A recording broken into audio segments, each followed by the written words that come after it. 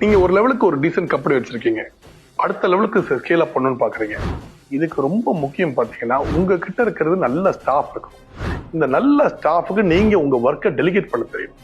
நிறைய பேருக்கு என்ன எல்லா வேலையும் நானே படிக்கணும்னு நினைப்பாங்க. வாய்ப்பே கிடையாது.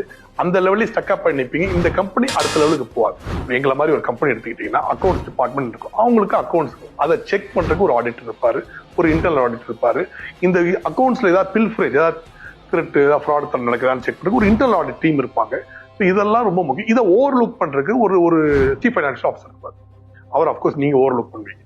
இதே மாதிரிதான் அட்மினிஸ்ட்ரேஷன் பாத்தீங்கன்னா ஒரு லைக் சே டோனியன் கைக்கு ஒரு விபி இருப்பாங்க, ஒரு அடிஷனல் இருப்பாங்க. அதுக்கு மேல பாத்தீங்கன்னா ஒரு சிஇஓ இருப்பாங்க. அதுக்கு மேல என்கிட்ட டேட்டா ஓவர்லுக் இருக்கும். இதே மாதிரிதான் எஃப்என்பிக்கு இருக்கும், ஸ்லாமுக்கு இருக்கும். இந்த மாதிரி எல்லா ஒரு டிபார்ட்மெண்ட். இது தவிர பர்ச்சேஸ் டிபார்ட்மெண்ட் இதே ரூல்ஸ் தான் எல்லாத்துக்கும். உங்களுக்கு உங்க ஒர்க்கை டெலிகேட் பண்ண தெரியணும். அவங்க அந்த ஒர்க்கை ட்ரஸ்ட் பண்ணி கரெக்டா பண்றாங்களா நீங்க ட்ரஸ்ட் பண்ணி அவங்களை விடணும். எல்லா வேலையும் நீங்களே பார்க்கணும்னு எடுத்தீங்கன்னா கண்டிப்பா நீங்க ஒரு லெவலுக்கு முன்னேற்றம் இருக்குமே தவிர அடுத்த லெவலுக்கு நீங்க ஸ்கேல் அப் பண்ணவே வாய்ப்பே இல்லை.